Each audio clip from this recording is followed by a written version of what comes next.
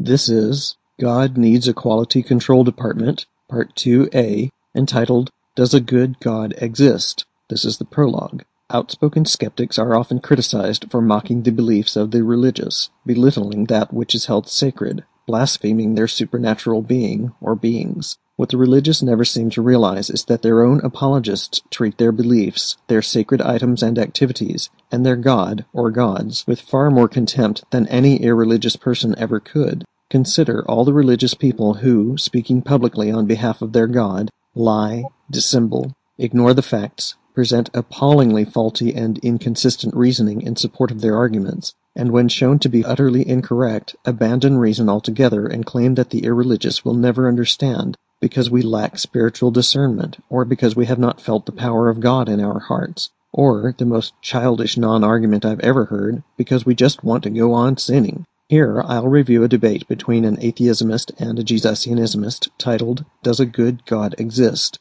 On the side of the baby killers is Christopher Hitchens, well-known social critic, political analyst, and author of many books, including God is Not Great, How Religion Poisons Everything. On the side of Jesus is William Dempski, research professor of philosophy and the director at the Center for Cultural Engagement at Southwestern Baptist Theological Seminary in Fort Worth, Texas, senior fellow at the Discovery Institute's Center for Science and Culture, and senior research scientist with Evolutionary Informatics Lab. He has degrees in mathematics, psychology, statistics, and theology. William Dempski is the epitome of blasphemy, a man who purports to represent Jesus, but who makes a habit of flagrantly discrediting his Lord, not only with apparent foolishness, but with obvious dishonesty, which causes one to wonder whether Dempski could legitimately use foolishness as an excuse. You may know of the famous Kitzmiller v. Dover trial of 2005. This was the battle in Pennsylvania over whether creationism and/or intelligent design should be taught in public schools. The defense, that is, the Jesus camp, had lined up 7 expert witnesses for the trial, but by the end of the trial 5 of them had withdrawn. Dempski was one of these 5, along with 2 of his colleagues at the Center for Science and Culture, John Campbell and Stephen Meyer. You might enjoy having a quick look at Jeffrey Shalet's expert report on Dempski submitted to the court during Kitzmiller v. Dover. Here are some of the highlights of that report. Dempski is not a scientist. Dempski is not a renowned mathematician. Dempski's work is extensively criticized in the literature, but he rarely responds. Dempski's method for inferring design is neither accepted by the scientific community at large nor useful to science. Dempski's inventions, specified complexity and complex specified information, are neither valid nor accepted notions. Dempski's law of conservation of information is not a law. Shalet concludes that, quote, William Dempski has not made a significant contribution to a mathematical or scientific understanding of design. His work is not regarded as significant by information theorists, mathematicians, statisticians, or computer scientists. He does not present his work in the generally accepted fora for results in these fields. His mathematical work is riddled with errors and inconsistencies that he has not acknowledged. It is not mathematics, but pseudo-mathematics. Before the beginning of the debate, there is a brief introductory discussion between 2 of the members of the host organization. And some people are out there probably going to ask us a question, that is, why in the world are we having this debate in the first place? Well, atheism is one of the fastest growing segments in America. Which is obviously a bad thing, right? I mean, all of those murderous dictators of the 20th century were atheists, right? Even if this were true, what bearing would it have on the question of whether the organic rise of atheism in a society is good or bad? Sure, we know what has happened when megalomaniacs who happen to suppress religion have come to power, but what has happened when a society has voluntarily walked away from religion? I won't attempt to make any hard claims, but take a look at this list, which ranks various nations by the proportion of irreligious citizens, and this list, which ranks various nations by peacefulness. There's an obvious correlation between unbelief and peacefulness. More reasons for the debate. Well, I mean, it is a lot like football, and for any of you students out there that do play football or have played football, you've got to be educated on what the other team or the opposing view would do, and just their schemes. We're getting practice and just different schemes of our own to be able to counteract the other team. No, the search for truth is not like a football game. No, it's not about learning your opponent's style, his football plays, his schemes. I have a problem with debates in general, as I've described in other videos, because they tend to be about winning and losing, instead of finding the truth. I would criticize Hitchens for even being involved in this debate. But over the course of my YouTube career, I've begun to see why we should engage in this sort of thing. Richard Dawkins says that we shouldn't, because we're giving them a forum. I say that we should, because we're reaching out to those who are deluded by them, especially those who are deluded by the charlatans like Craig, Comfort, and Dempski. That's the prologue. Thanks for listening.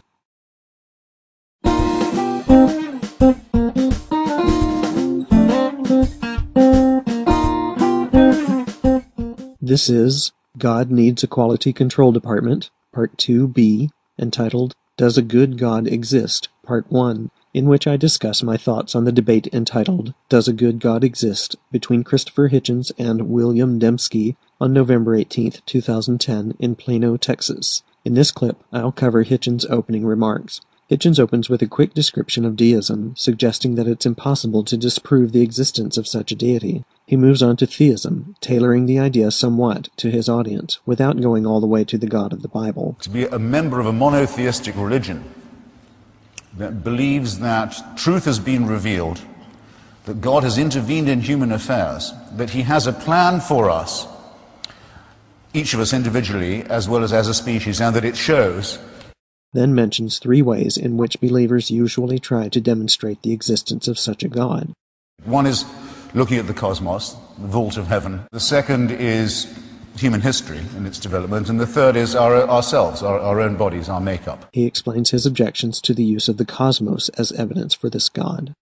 For a few milliseconds, really, of cosmic time, our species has lived on one very, very small rock in a very small solar system that's a part of a fantastically unimportant suburb in one of an uncountable number of galaxies since the Big Bang. Every single second, a star the size of our sun has blown up, gone to nothing. Our universe is flying apart further and faster than we thought it was. And everyone who studies it professionally finds it impossible to reconcile this extraordinarily destructive, chaotic, self-destructive process, to find in it the finger of God. Doesn't seem as if it's the intended result brought about by a divine, benign creator who loves every single one of us. I can hear Jesusianismists everywhere protesting that the destructive theme of the universe wasn't there before the fall, or that Yahweh created the universe with the intention of letting it destroy itself because we are the reason for the universe, and it won't matter after our story is finished. But to make such claims is to jump the gun, and to assume that a good God exists. That said good God is Yahweh. We can't make any such assumptions at this point in the discussion. Hitchens' objections to the use of human history as evidence for a good God are based on the Holocaust performed by the Nazis in the 20th century. I can hear Jesusianismists complaining about this one also, saying that all of that dreadful suffering is a part of Yahweh's plan. Having once been a Jesusianismist, I can see what they're saying, but it comes from a terribly dark place in the human psyche. It is possible for Yahweh both to love you and allow you to suffer abominably, even eternally. And indeed, Yahweh loves the overwhelming majority of humanity in just this manner. Being now anti-Yahweh, I can understand what a dark place that is. I can see that this is a treacherous, evil corruption of the word love. Hitchens' objections to the use of the human body as evidence for a good God, or more specifically as evidence for special creation, touch on our genetic proximity to other primates and various clear signs in our physiology that we're just another species of mammal. He makes one minor mistake that I wouldn't even mention, except that Dempski brings it up later. All of you have an appendix that isn't needed any longer for the kind of digestion that you do. He concludes his actual opening argumentation by pointing out that 99.8% of all forms of life that have ever existed on Earth are now extinct, and at one point in prehistory, humans almost went extinct also, our total population dropping to some 3,000 individuals or fewer. This doesn't, to me, give the evidence of a design, of the finger of a God of any kind, let alone one who wishes us well. Hitchens talks for a few minutes longer on his reasons for moral objection to the idea of a God like the one in the Bible, but he doesn't actually provide any further arguments against the 3 ideas he presented at the beginning of his remarks. So far, I have no complaints about Hitchens' presentation, except perhaps that I'm still not entirely clear on what he intended to answer in his second point, the one about the Holocaust. Being a lover of humanity, I agree that all of that suffering is an argument against the existence of a loving God. What I'm not clear on is exactly what argument he is trying to debunk. How Jesusianismists use human history as evidence for the existence of their God. If you guys get it, let me know. I have been known to miss the obvious. That's part 2B. Thanks for watching.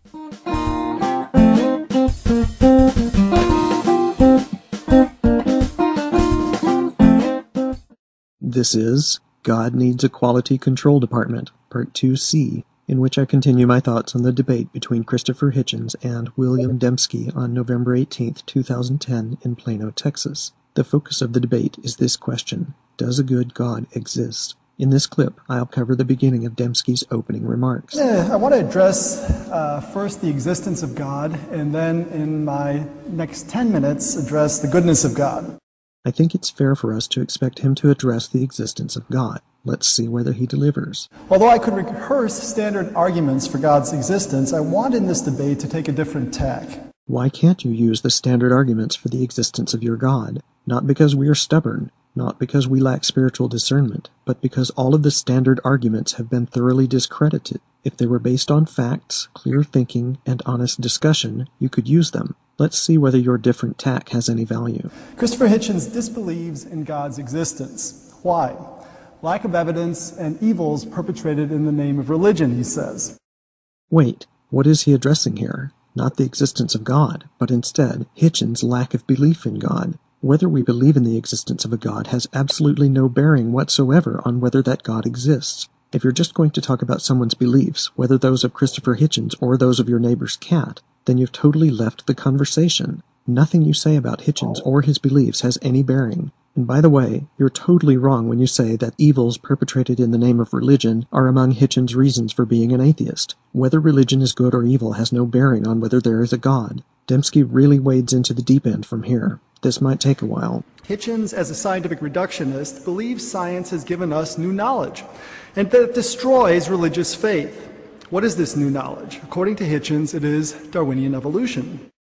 No, Hitchens and you know that science has given us new knowledge, not believe. No, neither Hitchens nor any other rational person believes that our scientific knowledge destroys religious faith. Darwinian evolution, as you call it, says nothing at all about religious faith. The fact that evolution has been occurring for billions of years, which is completely independent of Darwin's theory, contradicts several religion-based claims concerning the age of the Earth, the origin of species, and especially the origin of humans. If anything destroys faith, it is the wholesome desire to resolve cognitive dissonance of the kind that sets in when one finds facts that contradict long-held beliefs. You may ask what a chapter on evolution is doing in a book defending atheism. Sure, you could ask, but it would be at best a meaningless question, and at worst a misleading question, intended to cause the 12-year-old children in the audience to conjure up their parents' favorite buzzwords, such as agenda. Further, Hitchens' book, we're talking about God is not great here, is not a defense of atheism. It's a much-needed attack on religion. At the end of that chapter, Hitchens explains, quote, "We no longer have any need of a God to explain what is no longer mysterious." Let this sink in. Religion, according to Hitchens, renders biological origins mysterious. He's talking about Chapter 6 here. He's also grossly misrepresenting Chapter 6 here. Yes, the book does say, we no longer have any need of a God to explain what is no longer mysterious. However, the claim that, quote, religion, according to Hitchens, renders biological origins mysterious is simply a lie. One might attempt to say that Dempski misunderstood the entire chapter, but that would be extremely naive. This man has multiple college degrees, he has published books, and he has attempted to publish in scientific journals. He knows how to read, he knows how to comprehend what he reads. He is lying. First, Hitchens never claims that religion renders biological origins mysterious. I'm certain that Hitchens believes no such thing. It's a preposterous, nearly meaningless statement. There is no place in Chapter 6 where he would have made such a claim, even if he did hold that position. In this chapter, titled Arguments from Design, Hitchens discusses, what else? The arguments from design that have been made by the likes of William Paley. In fact, having now reread it, I see that Hitchens' opening remarks are based primarily on this chapter. It seems to me that in preparation for the debate, Hitchens must have done Dempski the kindness of announcing his intention to use this chapter as a foundation. The basic message of the chapter is, of course, that looking at the cosmos and at our bodies, we find it hard to believe that an intelligent being was responsible, or at least an intelligent and benevolent being. If we want to be honest about the message of the chapter, we have to back up a couple of paragraphs from the place where Dempski quotes, to this, quote, "No divine plan is required. Everything works without that assumption. Hitchens is simply rejecting the positive claims made by myriad religious people that the wonder of the cosmos and the complexity of living creatures imply a deity. Given all the complaining that Jesusianismists do about atheismists taking Bible verses out of context, Dempski is a terrible hypocrite. Let's take Hitchens' statement in its proper context. Quote, "Skepticism and discovery have freed thoughtful believers from having to answer distressing questions about who inflicted the syphilis bacillus or mandated the idiot child. The faithful stand acquitted. We no longer have any need of a God to explain what is no longer mysterious." Hitchens is pointing out that the religious, who used to explain disease and disorders as manifestations of their God's mystery, are off the hook. That's part 2C. Thanks for watching.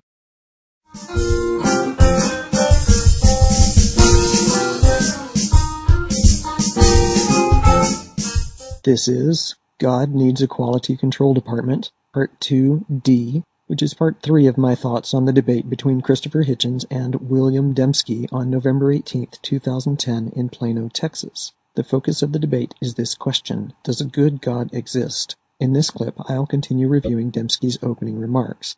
Atheists, like everyone else, need a creation story. This is a rather strange assertion. It's true that all cultures throughout history have invented creation stories. Does it follow that everyone needs a creation story? I don't think so. And if such a need did exist, what relevance would that have to the existence of a God, which Dempski has said he intends to address? Without God in the picture, something like Darwinian evolution has to be true. He really should not make such a claim. It's far too deep to be trotting out in this debate, especially without any elaboration. For all we know, we are all a computer simulation that was started 5 minutes ago, with all of our memories fabricated. I can't even convince myself that you guys watching this exist apart from my brain, no matter how you might protest. I can't even convince myself that I have a brain. Have fun with that one. And so Hitchens, though a humanities guy, lectures his readers on proofs of evolution. Another brazen lie. See, it's this sort of thing that would make me a terrible debater. Dempski keeps making outrageous claim after outrageous claim, slapping his audience in the face with his obvious disregard for truth or any kind of honest discussion. I'd end up losing my cool. People like this really bother me. And of course, in a debate, it's not the truth that matters, it's who looks the best at the end of the debate. I'd lose for sure. Let's allow Dempski his jab. Hitchens lectures his readers. Is the lecture about, quote, proofs of evolution? Absolutely not. Again, in this chapter, entitled Arguments from Design, Hitchens refutes the claim that the illusion of design is anything more than an illusion. Even where Hitchens actually uses the phrase proof of evolution, referring to the vertebrate eye, his point is to show that if it is in fact designed, then it is designed rather ineptly. Let's look at a few of these proofs as he gives them. 1. Junk DNA. This sounds plausible, but it is subject to experimental test. In fact, recent findings show that much of this so-called junk DNA regulates gene expression.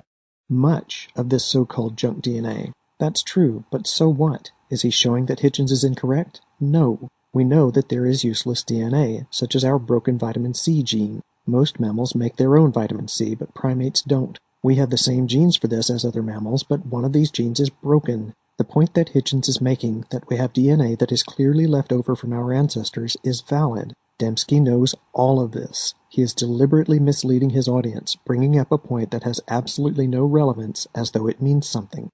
2. The Cambrian explosion. Paleontologist Peter Ward writes about the Cambrian explosion as follows, quote, "If ever there was evidence suggesting divine creation, surely the Precambrian and Cambrian transition, known from numerous locations across the face of the earth, is it." Though he tries to soften this statement later, but the mystery remains.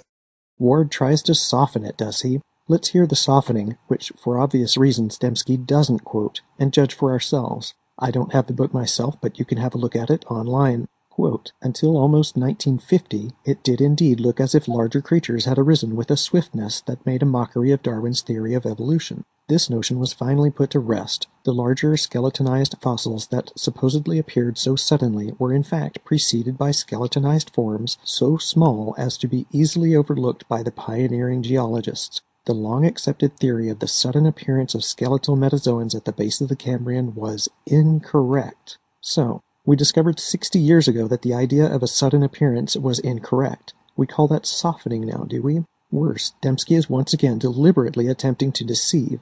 His remarks concerning Ward are from an essay that Dempski wrote in 2005, hypocritically titled, Quoting, Misquoting, Quote Mining, which has been refuted numerous times since then. Dempski has 10 minutes to present his opening remarks. He's been talking for 3. We have a reasonable expectation, given his own words, that he addressed the existence of a God. Has he done so? Even if 4 of his main points so far weren't based on lies and deliberate deceit, nothing he's said so far has applied at all to his stated intention, to address the existence of a God. That's part 2D. Thanks for watching.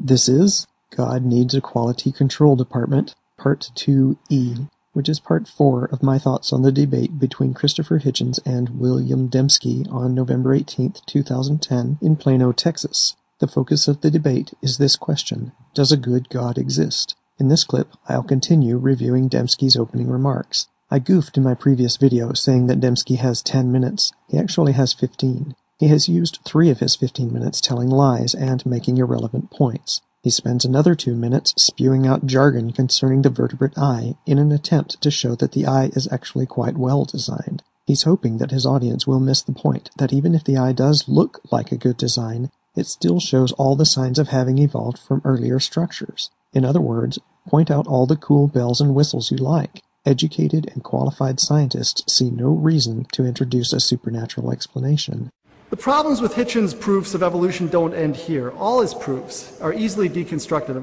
Hey, he told the truth. Straw men are easily deconstructed. The chapter is not about proofs of evolution. Dempski demonstrates quite well the lopsided morality of Jesusianismists. It's rude to say a word like fuck, but it's not rude to sit and insult your audience's intelligence for 5 minutes straight, provided that you never say a word like fuck. Dempski wastes more of our time deconstructing the straw man born of his lies. He goes on a bit more about the vertebrate eye, but moans that Hitchens, in his chapter on the arguments from design, didn't go into the details of embryology and the construction of neural pathways. Then he latches onto a comment that the book makes almost in passing about computer models. He claims that Hitchens, quote, praises loudly a computer model that suggests an evolutionary path for the vertebrate eye. Nothing new. Dempski is setting up straw men left and right. But I have to point out this detail. The chapter is some 23 pages long. What does it say that counts as praising loudly? Quote, sophisticated computer models have been developed which have tested the theory and shown that it actually works. End quote.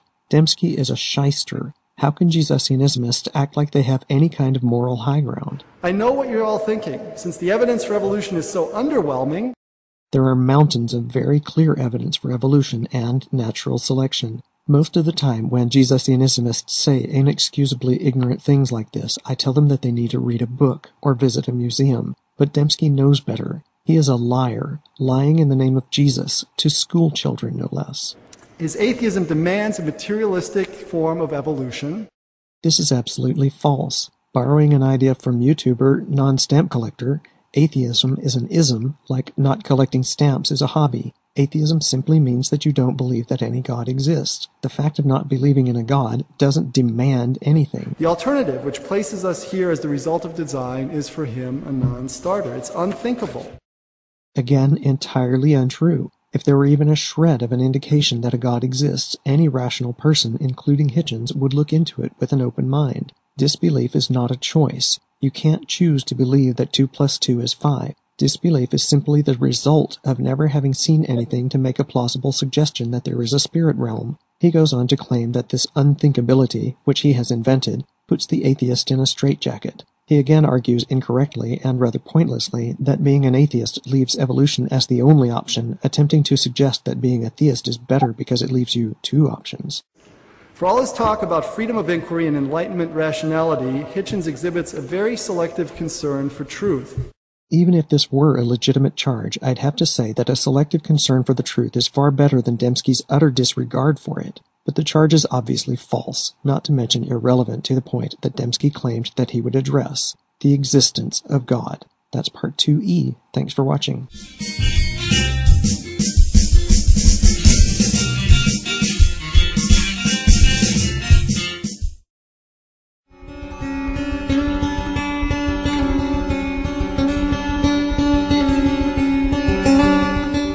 This is God Needs a Quality Control Department, Part 2F, which is Part 5 of my thoughts on the debate between Christopher Hitchens and William Dempski on November 18, 2010 in Plano, Texas. The focus of the debate is this question: does a good God exist? In this clip, I'll finish my review of Dempski's opening remarks and then take a quick look at Hitchens' first rebuttal. Deny that Jesus was real? If it helps advance the atheist agenda, go for it, especially since it's easy to get away with this in an age of theological illiteracy.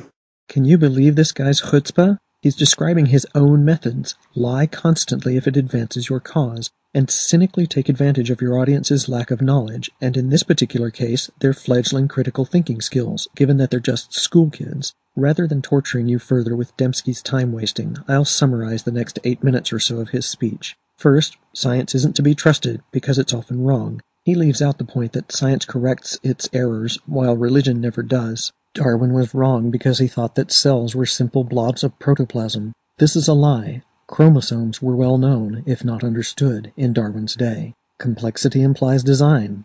This is a bald assertion with no support whatsoever. Intelligent design has a scientific foundation. If that's true, then why aren't they publishing in peer-reviewed journals? Dempski mentions his 1998 statistical paper. Remember the expert testimony provided in the Kitzmiller v. Dover trial?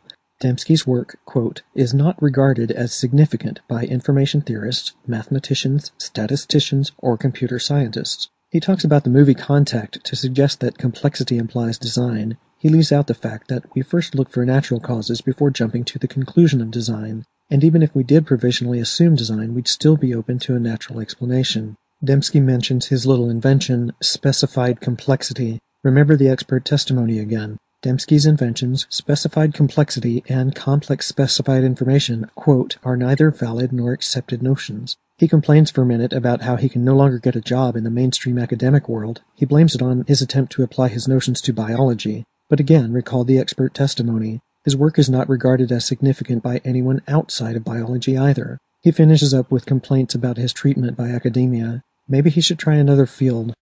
Just as getting from Darwinian evolution to atheism is not a big stretch, so getting from design and biology to theism is not a big stretch. Are we therefore ready to agree that God exists now? He really expects his audience to believe that he has made a case for the existence of his God. Lies, deceit, straw men, irrelevant points, nothing at all of any substance, and he declares to his audience that he has succeeded. He goes on for another 3 minutes, but it's just more of the same, nothing remotely useful or enlightening. I can't find anything to complain about in Hitchens' 10-minute rebuttal. I don't think of myself as a sycophant, but any of you out there who don't like Hitchens, please feel free to show me his errors. He makes one point about eyeless cave creatures on which I'd like to elaborate just a bit. The beautiful Indonesian lizard, everyone's seen one in a zoo. It had eyes. No, it didn't. It had perfectly eye-shaped indentations, exactly where the eyes used to be. I want to highlight this, just in case its significance is lost on anyone. When forming a hypothesis, you ask yourself what the premises of your hypothesis might imply, and what might be implied if your premises are false. Take the premise that all creatures were specially created by a deity in some form very similar to what they are today. If that's true, then we might expect that this cave salamander would just have a smooth head. The fact that it has these indentations causes us to wonder, why would an intelligent entity create an eyeless animal with these indentations? It causes us to be a little suspicious. On the other hand, take the premise that, rather than being specially created, these creatures are the result of evolution from ancestors that did have eyes. We wouldn't be surprised at all by the indentations. This is what Hitchens means when he says that everything works without the assumption of a deity. You've probably already seen the debate, or plan on seeing it, and Hitchens says it all better than I do. I have nothing further to say about his rebuttal, but I just have to show you my 2 favorite highlights. Dr. Dempski seems to think he's laid some kind of gigantic egg that's about to hatch a huge squawking chicken, when he points out that among evolutionists and among physicists and others, there are huge differences and disagreements. There's a huge amount yet to be known or explained, but we don't take anything on faith. There's no dogma. There are no tablets. We go where the evidence leads us. That's Part 2F. Thanks for watching.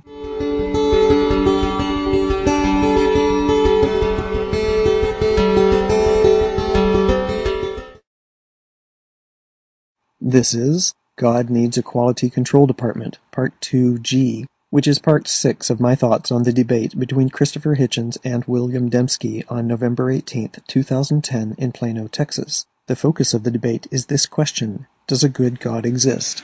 In this clip, I'll review Dempski's first rebuttal. Dempski wastes a couple of minutes attempting to show that Hitchens was wrong in asserting that atheism predates, quote, evolutionism. But it's not a complete loss if you can get a good laugh out of it, right? And if you look at the old creation myths, what you find are natural forces, the cosmic egg, the waters, Tiamat and Apsu, sweet and salt waters in the Babylonian mythology, and they organize themselves, and then finally at the end you get Marduk, the prince of the gods. So you go from simplicity to complexity, and that's always the direction of evolution. Now, I had to watch this about 6 times to be sure of what he's saying. He is claiming that because they go from simplicity to complexity, myths like the cosmic egg story are evolutionary accounts. Can you believe the nerve of this guy? I'm starting to think that the organizers of this event intended to deconvert their members rather than converting any unbelievers. He brings up vestigiality, the cave fish. It's a very different thing, losing an eye and gaining an eye.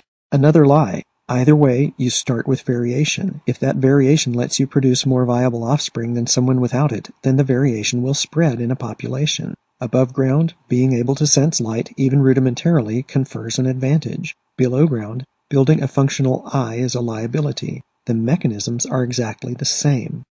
Christopher mentions the appendix. Actually, the appendix has a use. This is why I referred to Hitchens' minor mistake in his opening remarks. Dempski says that talk of vestigiality is an argument from ignorance. Well, he might even be correct in some sense. So we thought that the appendix was vestigial. We added that tiny datum to the massive body of evidence that supports evolutionary theory. Now we discovered that we were wrong about the appendix. Does anyone notice that a beach is diminished when you take home a few grains of sand in your shoe? Small-scale evolutionary change is no problem. They can follow Darwinian patterns. We accept that. But this is always a problem in science, where you take a theory, get a good idea, and then you try to totalize it and apply it to everything. Well, sort of. It would be more accurate to say that we look at a theory and ask whether it can be generalized. Rather than answering the question by fiat, we look for facts that support generalization. We look for facts that would negate generalization, and we follow the facts. Newtonian mechanics is a perfect example. For centuries, we, quote, totalized Newtonian mechanics, applying it to everything, with huge success. After time, you find that the scope of the theory needs to be contracted and that there is a proper range of applicability of the theory. Exactly. Einstein came along and discovered that Newtonian mechanics is simply an approximation that doesn't work in all cases. We now know when we can apply Newtonian mechanics usefully, and when we have to bring in relativity. If there were any reason to narrow the scope of evolutionary theory down to, quote, microevolution, we would do so, of course. But you guys could help. Just show us some facts that disprove macroevolution. Show us by what mechanism microevolution stops happening just shy of becoming macroevolution. Finally, Dempski moves on to his main point. So last time I argued that God exists. The next order of business is to establish God's goodness. Astounding, isn't it? He actually has the nerve to pretend that he has established the existence of a God. Oh well, let's pretend that he has, and see whether he can make a case for this God being good. Given God's existence, what sense does it make to deny God's goodness? Given only existence, it makes no sense either to assert or deny goodness, and it makes no sense either to assert or deny malevolence. We need more information. Are you really going to claim that existence implies goodness with no support whatsoever?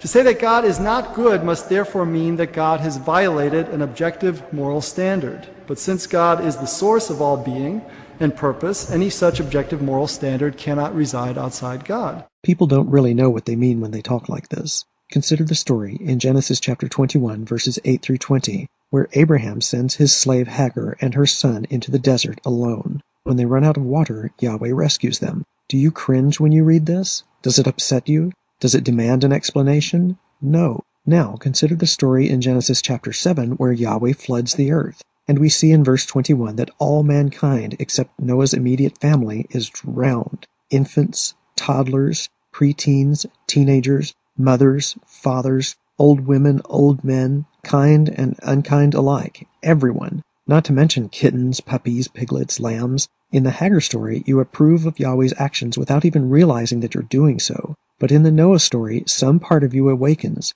You have to address it. You have to explain it somehow. My point is this. Every single one of us believes in a morality that is above any God. No, we can't seem to agree on an objective morality, but every one of us judges this God according to an internal standard of goodness. Everyone has his or her own moral standard. If you really believed that your God is good by definition, then you would accept the terror of the Noah story unconsciously, just as you do the Hagar story. That's Part 2G. Thanks for watching.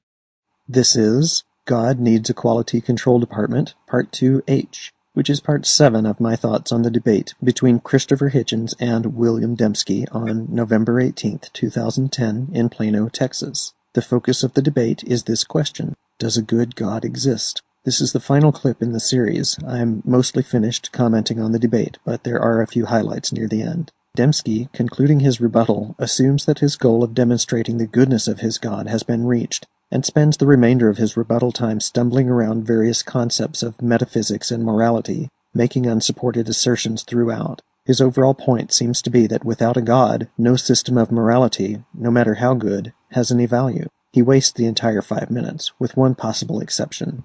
Hitchens' long litany of evils, especially those committed in the name of religion, is designed to derail our trust in God's goodness. Here he is confirming a suspicion that has been growing in my mind for quite a while. Religious people really do think that we're lying, that we believe that their God exists, but are rebelling against it. Dempski insinuates that Hitchens believes that Yahweh is real, and is an immoral man trying to derail your trust in Yahweh. Hitchens does not believe that your God exists. How could he intend to derail your trust in it? I say that religious people have this belief about atheists. I also say that Dempski doesn't really believe it, nor does he really believe in that God. Otherwise, he wouldn't have stood here lying to us for half an hour. Hitchens has some thoughts on morality too. My favorite part is here.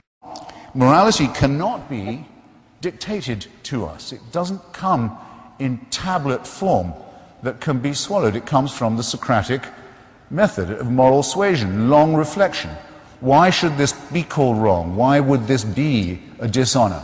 Long reflection. That's where a true morality comes from. I claim that this is the reason we have improved as a society, as in abolishing slavery, fighting child abuse, empowering women, because people keep thinking and talking and the truth finds its way to the surface. This is one of the few reasons I can find for having a little bit of hope for our future as a species. The rest of the debate is more of the same, including the Q&A portion. Hitchens presents a clear case, while Dempski brings up irrelevant points one after another, defends the savagery of his God, makes false insinuations, and tells some more outright lies, too. He even claims that Steven Pinker wrote an article that justifies infanticide. Read the article and judge for yourself. There's a link in the love bar. The MC invites Hitchens to take 5 minutes for a closing statement, but Hitchens requests that the 5 minutes be used for another question from the audience. It is finally decided that Dempski will make his closing statement, and Hitchens responds to that. There's a bit of sparring over Mother Teresa that's marginally interesting, and Hitchens has a few words about the relationship between the Nazis and the Catholic Church.